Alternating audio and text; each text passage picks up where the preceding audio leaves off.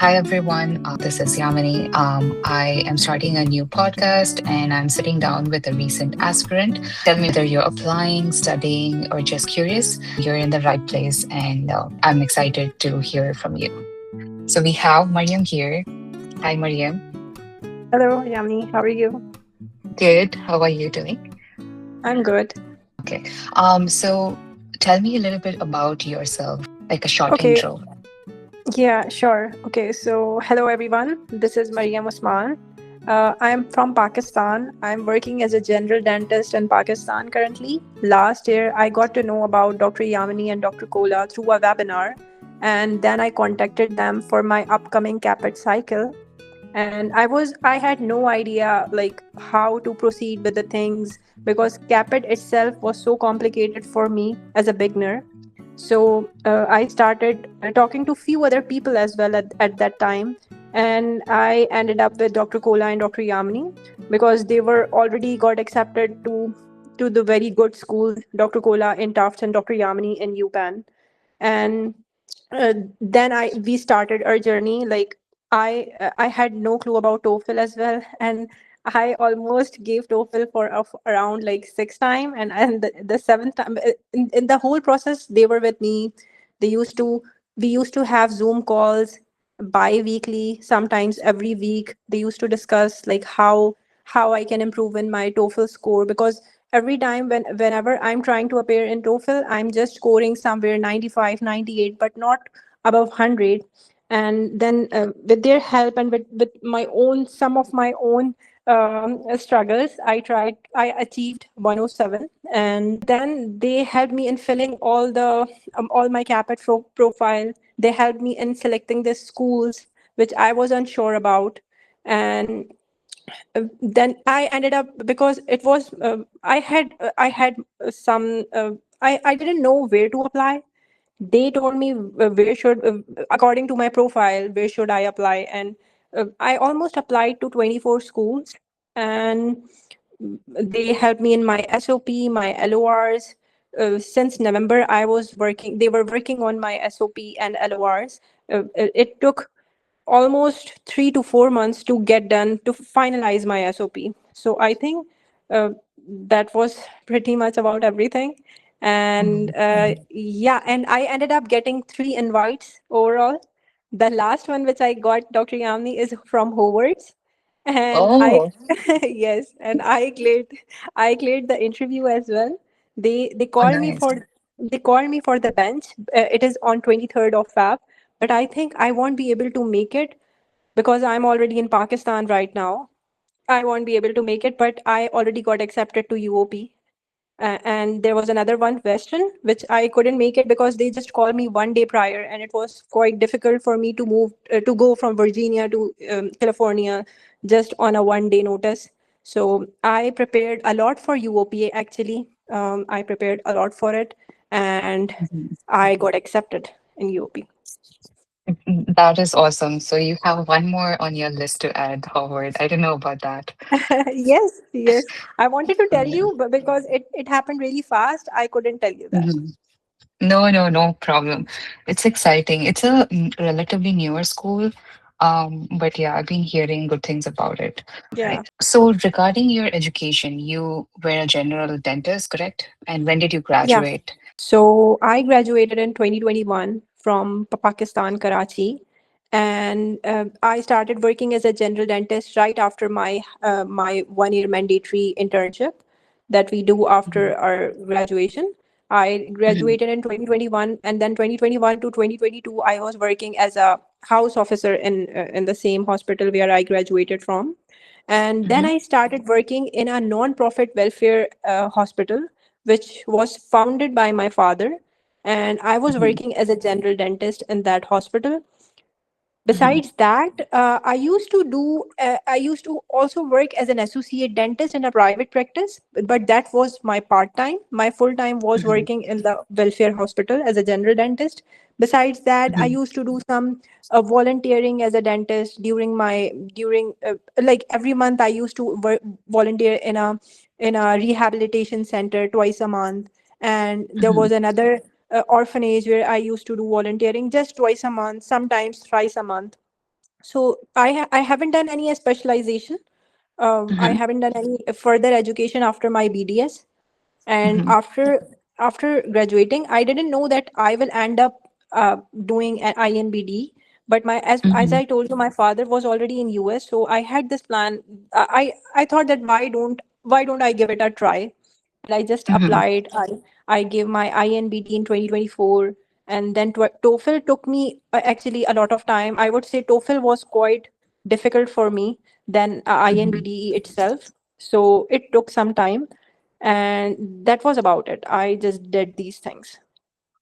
My next question was, why did you move to US? But yeah, I already answered. So your father was one of the big reasons that you decided to move. Yes, that's right. My father lives here, and like half of my family lives in US. Like my father, my elder brother, my elder sister, and many Mm-hmm. of my cousins lives there. So yeah. And are you coming here in visitor visa or how does it work? Okay, so I applied for a visitor visa, which we call B1, B2 here in Pakistan, Mm-hmm. tourist visa. And I was initially I was skeptical about it because, as you know, the situation, the situation in US. Initially, when I didn't get any invite, I was thinking that it was due to my visa. And Mm-hmm. in August, when I got UOP invite, after that I realized that I think that was not the reason. Maybe I applied little bit late in the cycle, as I applied in April, late April, because this Mm-hmm. year, like in 2025, I have heard people applied in even some people applied even in first week of March. So I think that could be the reason as well for some schools, not for every school, because there are some schools which are on rolling basis, right? So Yes. I think visa could not be an issue, but I was on Mm-hmm. B1, B2. But I had a friend, she was also on B1, B2, but she didn't get any invite from, like, she applied to almost 20 schools, but she didn't get any invite. I don't know why. Yeah, I would definitely vouch for applying early because even at UPenn, I know like when we had a session about the application cycle, they specifically mentioned they like people who apply in the first or like opening time of the cycle. So yeah, definitely Yes. applying early is important. Yes, that's right. I have heard from people they applied in early, like some of them applied in a first week of March, and I wasn't at that time. I wasn't done with my TOEFL, so I was not able to apply that early. But I think if I applied early, maybe more schools could have sent me invites. But I think I'm happy with with these three. Mm-hmm. Mm-hmm. And tell me about your number of cycles. How many cycles have you applied? Okay, so this was my first cycle. I gave Mm-hmm. my INBD in 2024, and then TOEFL and I gave in 2025 January, February, March, and I the last TOEFL which I gave was in April. So this was my first cycle, and when I didn't get any invite, I was planning. I was preparing for my other cycle. Like we have to keep doing things to make our profile better. So the Mm-hmm. mission of mercy that happened every year in Pittsburgh. So Mm-hmm. it also happened this year, 2025. So I took part in that as well. The last year in 2024, I took part in that as well. So I was ready for my second cycle because, when we don't get any invite, we get disheartened easily because it's the whole process is so overwhelming, right?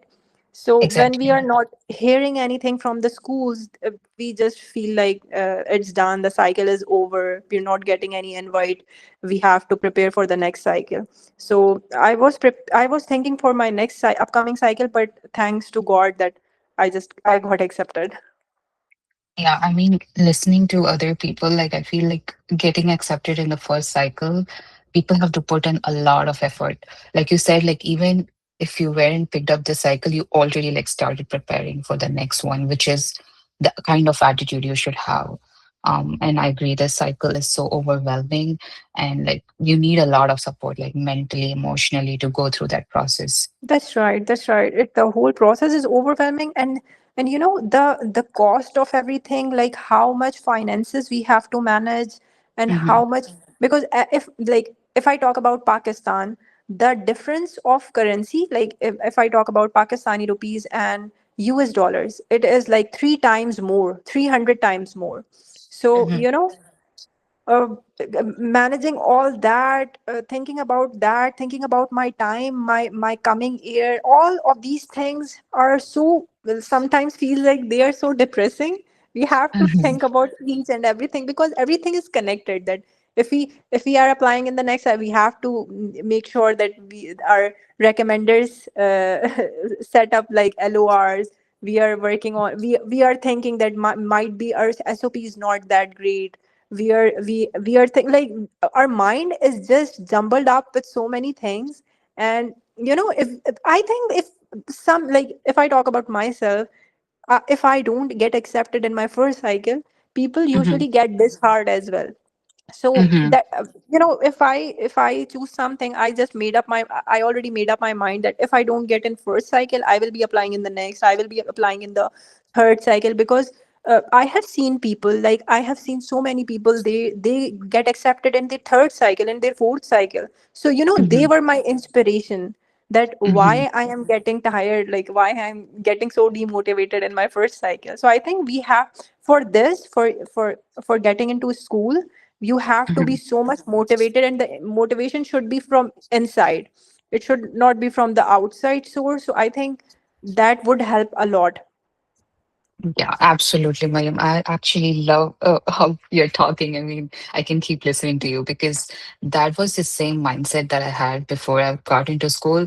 And immediately as I got accepted, like I used to do this podcast and I used to bring in people who took like longer cycles to get accepted because there needs to be some kind of motivation. And I'm like surprised with people who wait like 5 or 6 cycles and still like struggling to get in, but they still don't lose their hope. And like it's a big process, and also like financials play a big role, and then like travel, and then there is like family also. So yeah, you did a really good job. Like I remember the first time we were speaking, the first webinar we had, I could see you were motivated. I was like, you just needed a guidance, someone to Yeah. help you guide through that process. So I could see that you had a great potential. But yeah, a little bit of help and you got accepted. Yeah, I think the help is very much important.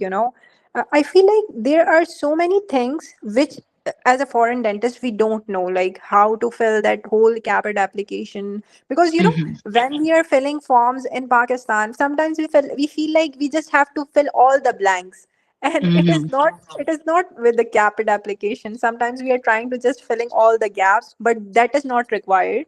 What is required, I think, is help.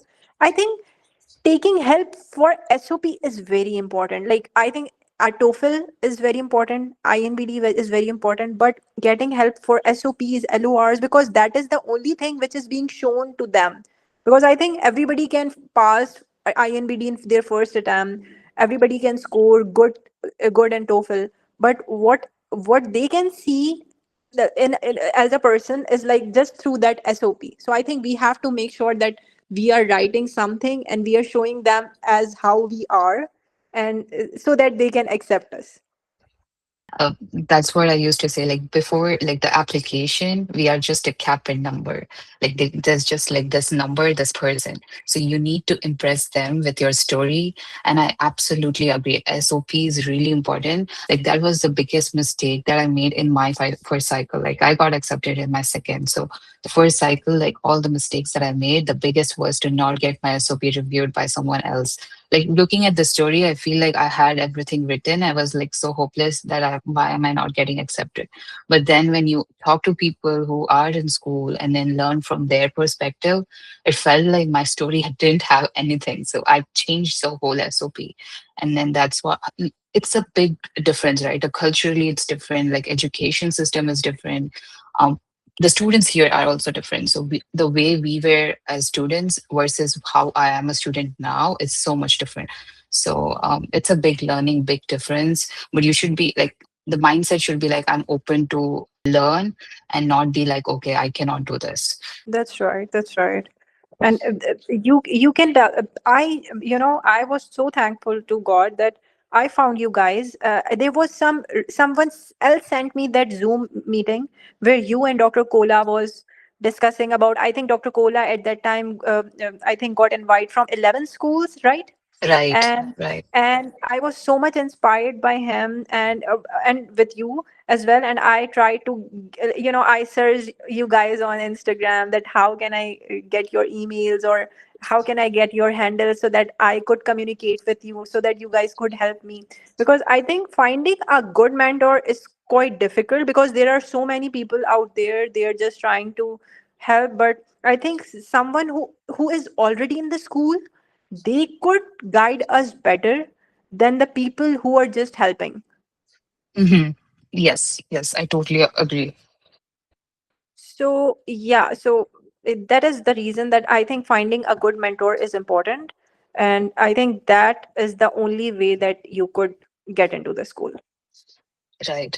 And coming back to your profile, like, would you be open to sharing your GPA? Yes, I let me just check it. What exactly was my GPA, because I just forget it every time. It's totally fine if you don't want to. Like, people usually also wonder if GPA plays an important role. Yeah, I had a really good GPA. Not really. No, I don't. I didn't had four, but I had, I think, 8.3, Hmm. 3.8 or something, 3.89 or something. I don't remember, but I had good GPA. I had good GPA. It was more than 3.5. It was more than 3.5, and Okay. I just don't remember the exact number. Hmm. And I can talk about my other things if you want, like my whole CV. If you want, I can share that.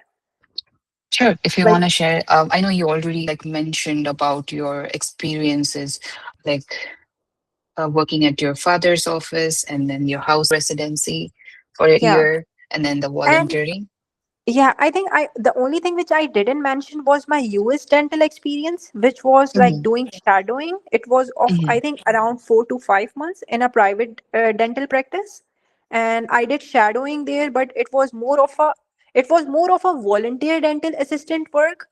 I, as according to my visa, I was not allowed to work, so I could only shadow or work as a volunteer dental assistant. So I was doing all the things which dental assistants does without getting paid, actually. And besides that, the other thing, I was working as a general dentist. I worked as an associate dentist, and a f- I did many CE courses during before the cycle start, actually. And they all were online, like we can easily find them, like three where we could get 3 CE credit hours. I used to find CE courses with more than three CERs. I attended few conferences, but that was in the Pakistan. That wasn't in US. But I think attending all those conferences like Yankee, and there are so many. So if you guys could attend those, that would be great. But I think the only big event which I attended, that was of Mission of Mercy Pittsburgh, and I really enjoyed it. And that's what I used to do. I tried to attend that one, and that was the I think that was the main big thing in my CV. And the rest of them were like just the volunteer work, the extracurricular. That was the all which I already discussed. Hmm. So, how important is it to have that US experience, the shadowing experience that you had?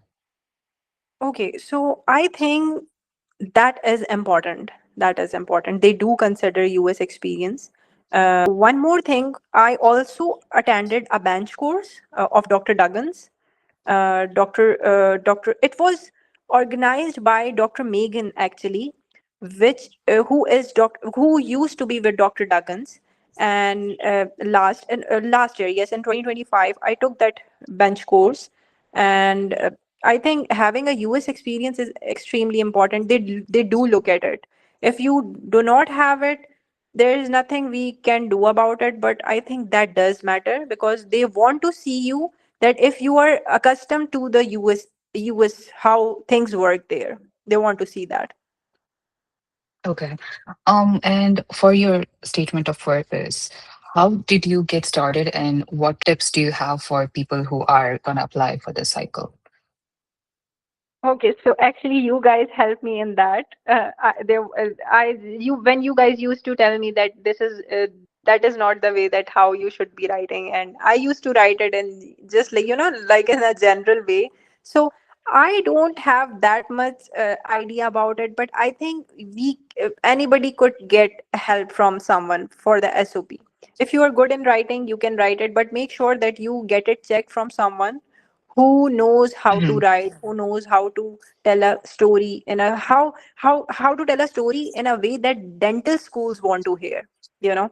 So I think that is the thing, and taking help is a better way. But I seriously have no clue. If you guys if you guys were not there, I didn't know how to write a SOP by myself. But you definitely had a like your story, right? Like what would you say are the experiences that you should talk about? What do you think was an important part to be included in the Okay. SOP? Okay. So I think telling them about your story, like how what thing that you have done differently is important. Like there was a Mhm. para where I mentioned that I did some I did some extracurriculars where I helped underprivileged community to do their brushing with the neem sticks. Mhm. So I think adding things like which are different is important. And there was another para which Dr. Kola and you told me about, that I should add that why I want to pursue DDS and US. And I mentioned Mhm. and in there I mentioned something specific about US dental schools, which you told me about and I didn't know. And uh, I think mentioning all those different things which they can read and they can understand better. So I think mentioning them is important. Mhm. And yeah, I think Yeah, yeah, definitely. And it has to be like original. Like I know people, they ask for someone else's SOP and then they try to, copy and paste things from there. But SOP is your story and it has to like go through when someone else is reading it, they need to understand the process of why you want to become a dentist here. And that is very important. yeah, Coming to that's right. LOR, mhm. Who all did you get your LORs from? Okay, so actually I had 5 LORs initially. I took Mhm. one from Dean, the other one from my HOD of one HOD from my operative dentistry, one of them from prosthodontics, and the two more LORs. One was from my Pakistani, uh, the person who my supervisor, like the where I was Mhm. working. There is a senior doctor who used to supervise me while I do procedures. So Dr. Aisha, I took one LOR from my supervisor who I was Mhm. working with, and one from the US dental practice where I did Mhm. shadowing. That these three, like the dean, the US dentist, and my supervisors, these three were the mains, and the rest I added in additional documents. Okay. And coming to your volunteering, how did you find the volunteering opportunity and where do you think people should volunteer? Okay, so there was a website. I will just share with you maybe after the call. I just don't remember it right now. Is it So you Volunteer just Match? Yes, volunteering match. Yes, that's right. I used to find volunteering opportunities on that website. I just write my zip code and my area, and they just tell you all the nearby volunteering opportunities. It was basically I wasn't volunteering just dental related, because I also work in Red Cross, which is not dental related. So people have this also misconception that you just have to do. They will consider only dental related volunteering, and that is not the Mhm. case. I did volunteering with Red Cross. I did volunteering with a homeless shelter.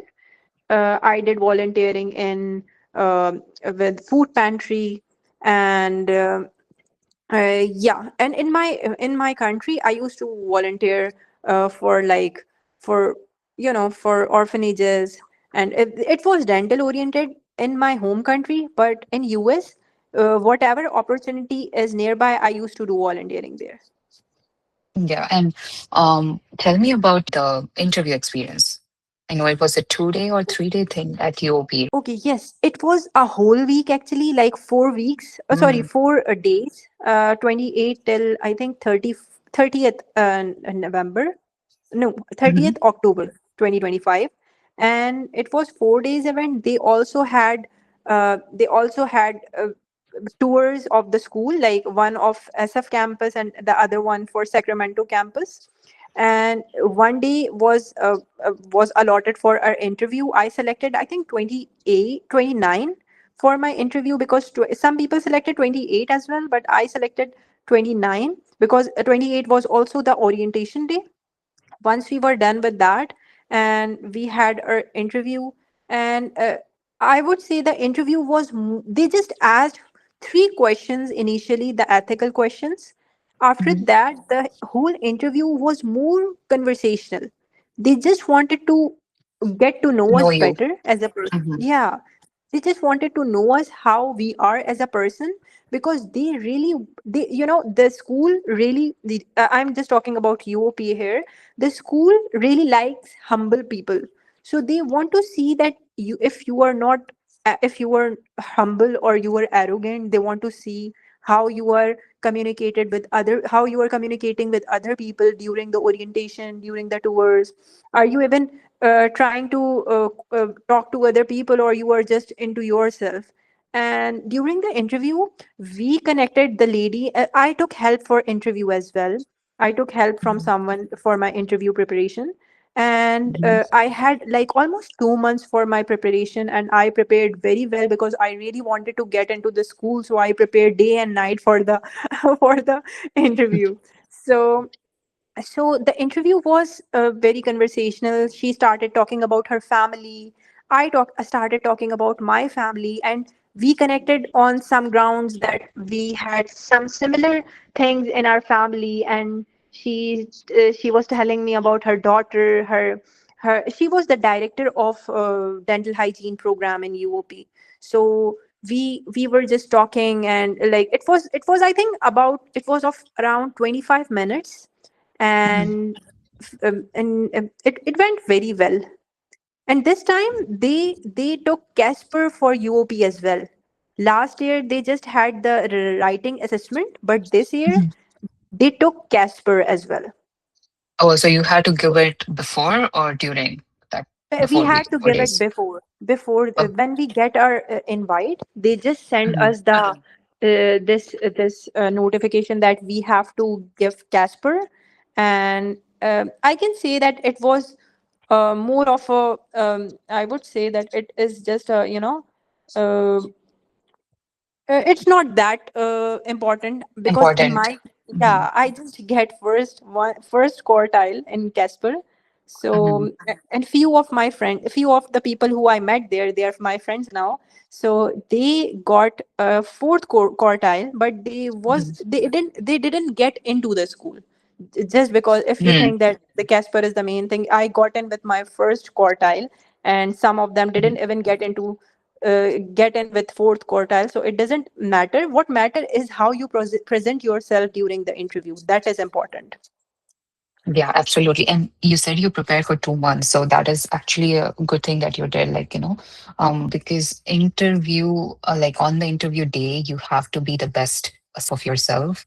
And you can actually drive the conversation towards the area that you want to, focus Yeah. them on. And also like talk about something personal, and then they might connect. And if they connect, it's a plus. And then you can also talk more and discuss more about yourself in that interview.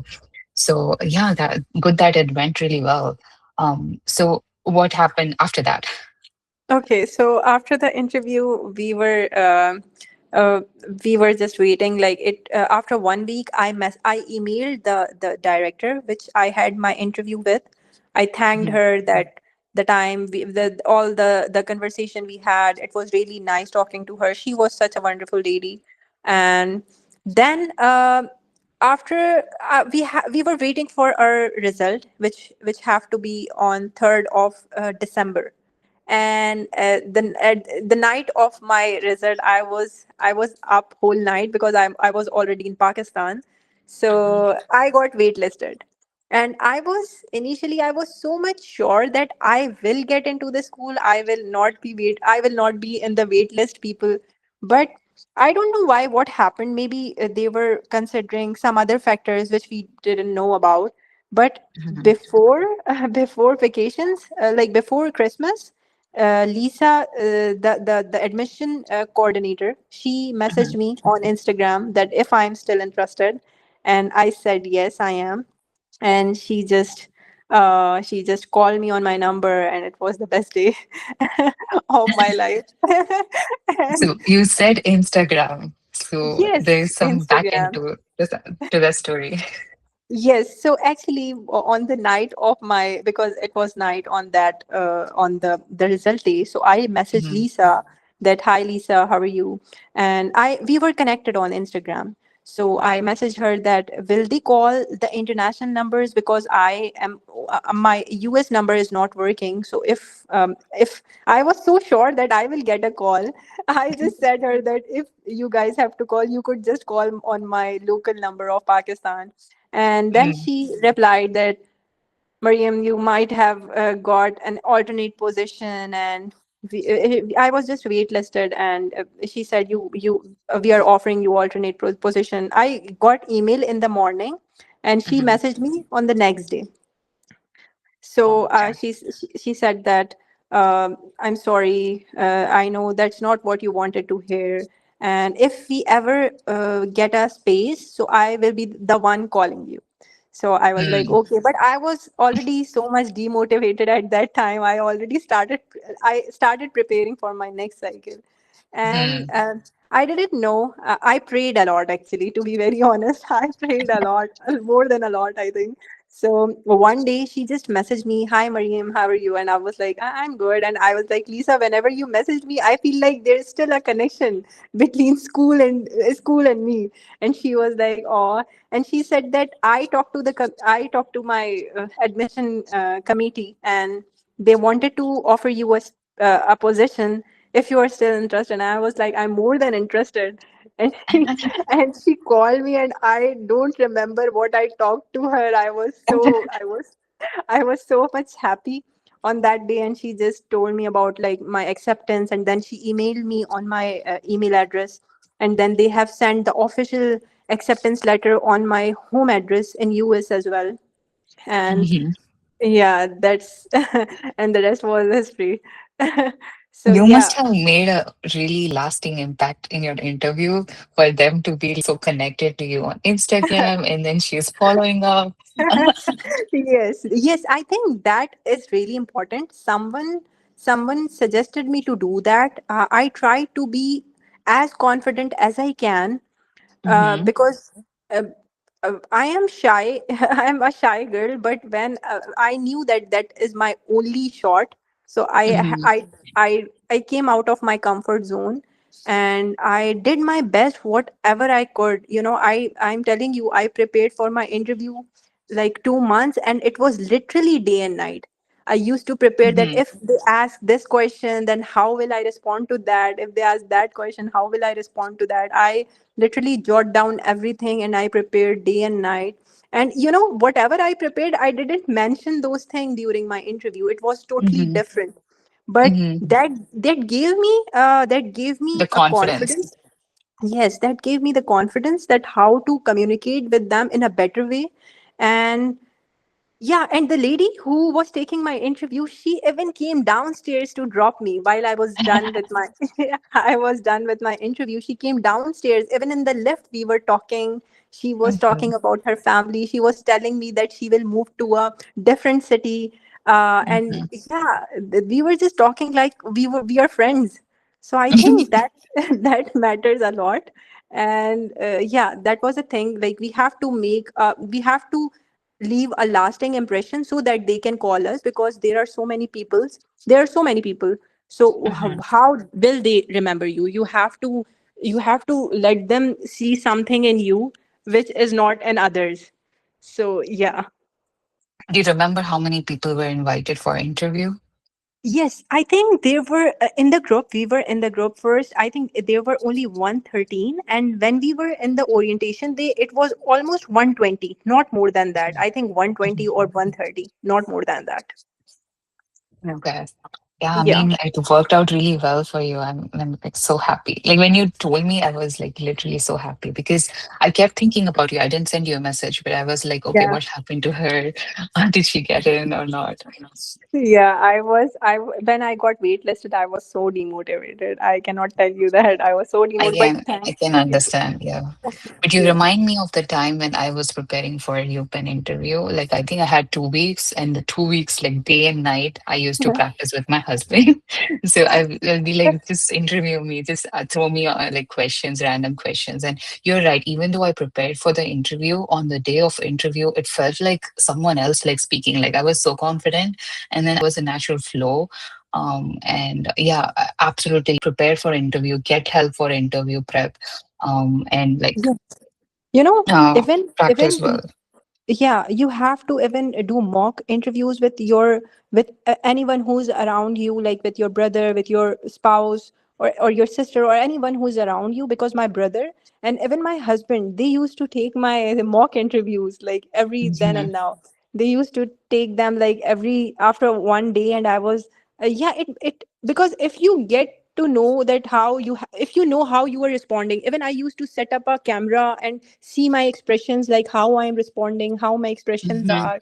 I was trying to make them better. So I think that is important as well. If you know you have just get one invite, or because at that time I only had one invite, if mhm, I just ruled out the western because I was not able to go there, so it mhm, was my only shot, so I gave my 100%. I knew it is the only university, and I know I wanted to get in, so I did mhm. whatever I could at that time. Yeah, it was like important to sound confident and be humble at the same time. Like, like not be like someone who is like too bold, but you should be someone who is teachable, and like a team player. Yeah, that's what they gauge during the interview. That's right, that is really important. Yeah. So, what would you say was your biggest challenge During my application. in general? o- Yeah, it could be anything. okay, so if I say my biggest challenge was the waiting, if I could name one, is the waiting period after applying to the capit. I Mhm, think that is most difficult time, because you don't know if you are gonna get invite, or maybe you won't, or maybe you will.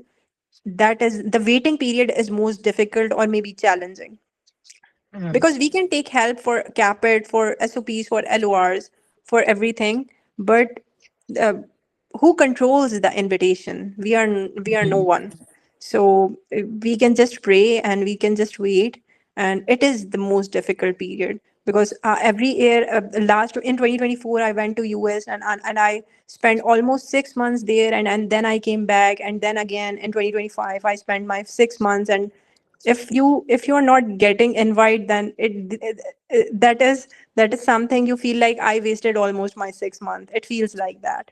So mhm. I think waiting period is most challenging for me. Yeah, that's true. Actually, like there'll be like groups. I don't know, like if they are now on WhatsApp, like Facebook, and people Yes, will be there are. posting they got like interviews. But at that time, if you don't have any interview, you'll feel like so disheartened, and then that demotivates you. So yeah, I mean, how do you keep yourself motivated during that time? If you want to share some tips. Yeah, actually, I used to talk to the people who were my supporters, like my husband, my brother, my mom. Mm-hmm. I used to talk to them, and I used to tell them I'm just waiting, and they're just like that. You are gonna get it. They keep you. The ones who trust on you, like they know that you will get in. So you have to be staken. You have to stay. I am very firm believer of manifestation, and I do that very frequent. So I think the people who actually believe in you makes you more stronger. And these were the people, like from my family. I used to talk to them. I used to write. I really like journaling, so I used to Mm-hmm. write everything in my journal, that that this will happen. I had this thing in my mind, or maybe in my heart, that I will get in. So during that time, I was just talking to these people. I used to tell them that how am I feeling, and they used to motivate me. And I think that was the only thing which was my motivation during my that time. Mhm. Yeah, absolutely. Family is a big support, and it's really important. Like you have someone to talk to, discuss, and share the experience. Any final point for the aspirants that you wanna share? Okay, so I think what I can say right now is that take help. I think that is important. Take help from whoever you can. If either if it is if they are your friends or someone you know or anyone you can get help from, try to take help. Don't try to do things on your own. If you are not getting in your first cycle or second cycle, maybe try to take help. Maybe there are people out there who can help you and help you get into the school, basically. So I think that is my final words, that you should get help. Yeah, absolutely. And you're gonna start in June 2026. Is I it will right? be starting in 2026, July. July. July. Okay. Okay. Yes. That's exciting. Yes, that is. I'm so excited. Yeah, all the very best. Even in dental school, just keep working. It can also become overwhelming and stressful. So keep doing what you're doing now, journaling and everything. And it was so nice talking to you, Mariam. Thank you so much. Honestly, It was. yeah, yeah, you shared so many good things. It's gonna be helpful for everyone. Thank you so much, and thank you so much, and it was really nice talking to you too. Yeah. All right. Let me end this meeting.